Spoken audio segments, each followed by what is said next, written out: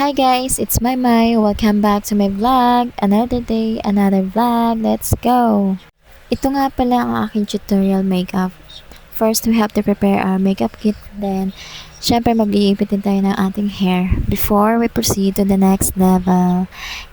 And then, naglagay na nga din ako ng sunblock. Dahil yun nga lang ang meron ako, no choice.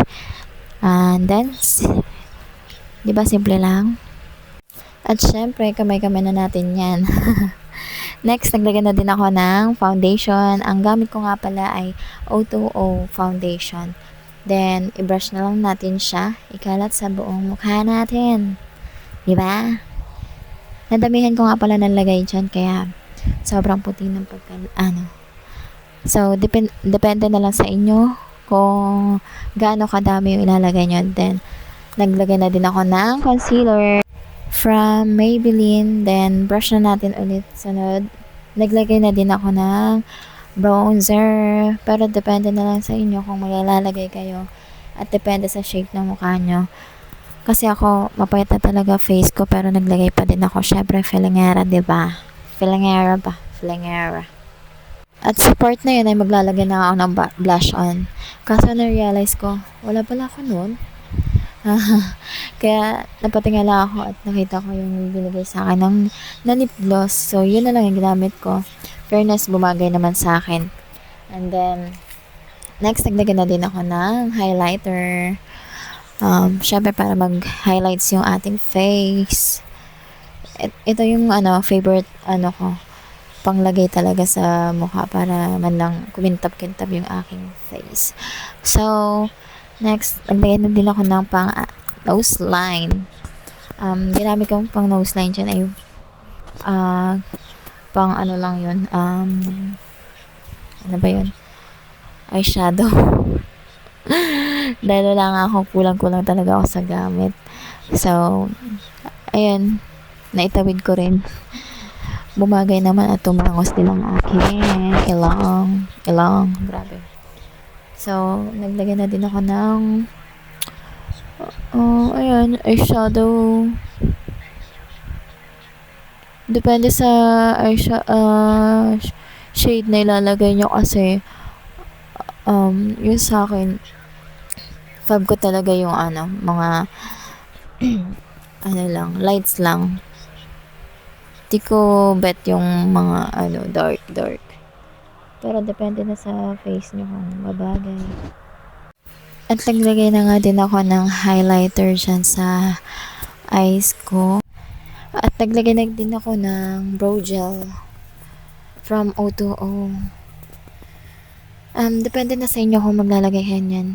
Sa kilay nga pala nilalagay yan. Ako kasi lagi ako naglalagay yan. So, ayun nga. And then, lip liner. And then, lipstick na gusto nyong color. At nyo na lang siya, i-pair nyo na lang siya sa blush on, kung anong kulay ng blush on nyo. Pero depende sa inyo kung anong gusto nyo talaga. And then, naglagay na din ako ng kilay from K-Muse. Ayun talaga yung ginagamit ko. At waterproof talaga siya.